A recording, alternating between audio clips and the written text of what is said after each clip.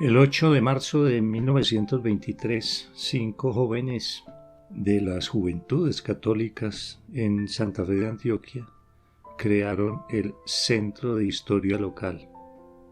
Un año después, el centro dio inicio a su revista Antioquia Histórica, que aún se publica hoy.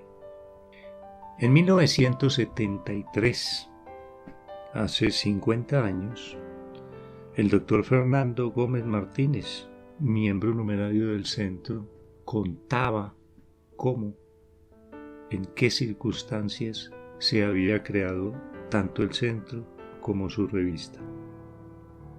Escuchemos su relato para conocer el contexto en el que estos hechos ocurrieron.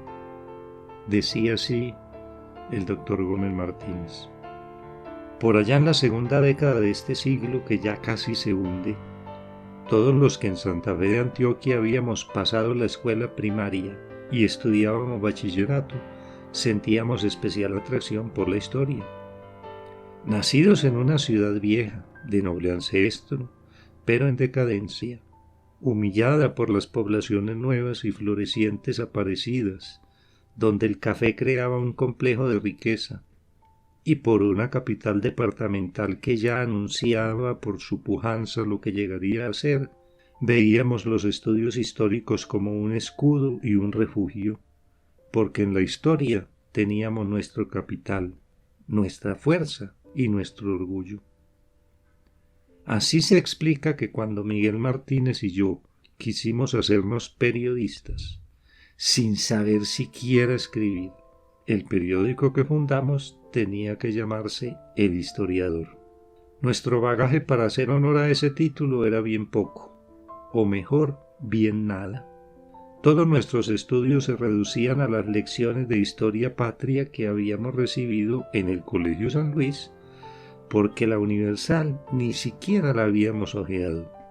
Es claro, habíamos oído de nuestros viejos algo sobre la fundación de Antioquia, sobre don Jorge Robledo y don Gaspar de Rodas, sobre el oidor Moni Velarde, sobre don Juan del Corral y nuestros próceres locales, sobre sus ilustrísimas los obispos, y naturalmente tocaba sobre Taita Esteban, esto es, el constructor de la catedral, y algo más.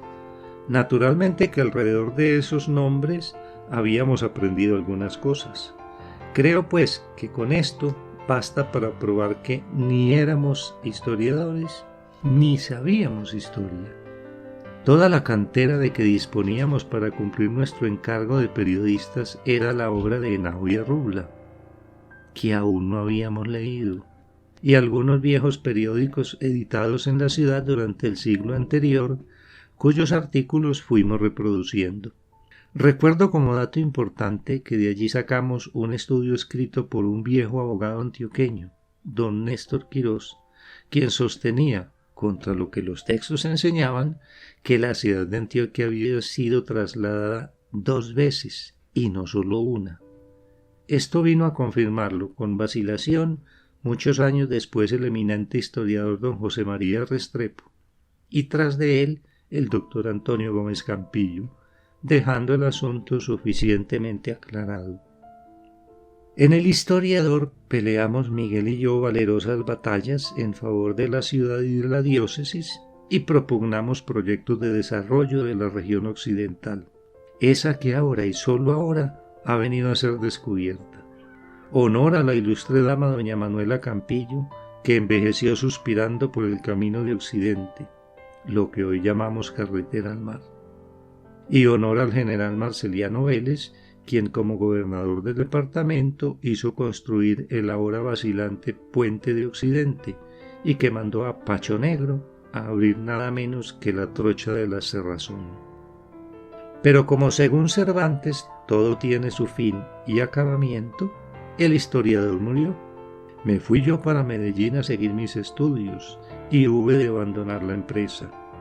Poco antes Miguel Martínez se había retirado de la dirección compartida, muy enojado porque yo lo hacía madrugar cuando teníamos que hacer el tiro, ya que ambos éramos directores, administradores, cajistas, armadores, prensistas y lectores.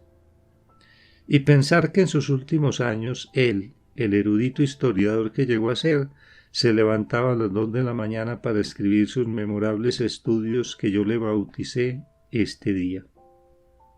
Pero la vocación y el interés por la historia no se había perdido, y fue así como el mismísimo don Miguel Martínez, el último hidalgo, fundó en 1923 el Centro de Historia que ahora cumple 50 años, y cuando apareció Antioquia Histórica, su órgano de divulgación, ya existía para la tarea un elenco mejor que el que formábamos los del historiador. Miguel reunió consigo al padre Francisco Luis Toro, al doctor José J. Lorza, a don Roberto Pardo, don Arturo Velázquez, al padre Ángel Herrera, a don Pedro Martínez, don Eusebio Herrera, y no sé a quiénes más. Y nos hizo miembros correspondientes a varios santafereños residentes en Medellín. Nació el Centro de Historia, pero su actividad era melancólica. Al fin y al cabo, según el inolvidable Monseñor Marulanda, lo que en nuestra tierra no da dividendos no anda. Lo decía a propósito de la masonería. Y sin embargo, el centro publicó, aunque muy irregularmente, su revista, con lo que hizo y hace ahora obra meritoria. Don Miguel era con todo el alma del centro, mejor, era el centro, la mesa directiva y la asamblea general. Cuando se ocurría una efeméride notable, una conmemoración de algo importante o cualquier cosa que interesara a la cultura, el centro se hacía presente con una proposición o con un telegrama. Don Miguel se constituía en junta y obraba. Esa dictadura útil y necesaria le dio al centro la supervivencia.